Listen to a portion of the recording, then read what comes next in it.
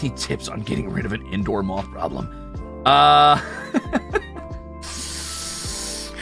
Any tips on getting rid of an indoor moth problem? Okay, so my suggestion is as follows. So what you're going to want to do first is you're going to need to get yourself, you're going to need to get a hold of a miniature sun. If you can get a hold of a miniature sun, go ahead and use that. And what you're going to do is you're going to lure them outside with that sun.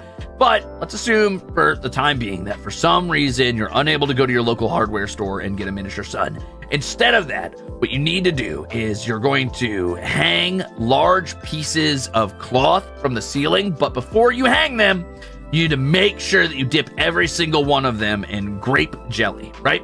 So the grape jelly is going to hang from the ceiling. The moths are going to be very attracted to it, not because they like it for, its taste, because moths can't actually taste anything, but it will attract flies, and those flies will get stuck in the grape jelly. And moths, as we all know, are very heroic creatures. So they will be compelled to try and rescue the flies, which will trap them as well. Now, the problem you're going to run into is that you're going to invite many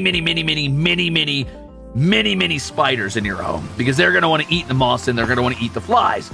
But what's going to happen is you're going to start a miniature sort of like kingdom battle in which the moths go to war with the spiders who are trying to eat their trapped comrades. And it's going to be this really cool sort of epic sort of Game of Thrones but with bugs-esque thing. And that's going to be a little bit of an issue when they start using fire and siege warfare within your walls. However, you can mitigate this by breeding a very aggressive iguana, which will act as a dragon of sorts to this moth/spider society.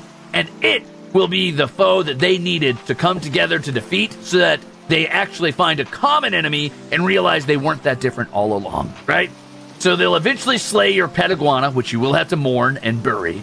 And then they'll be at peace, and you can ask them kindly to leave once they've developed, their own medieval feudal structure. You can present yourself as a new god of sorts.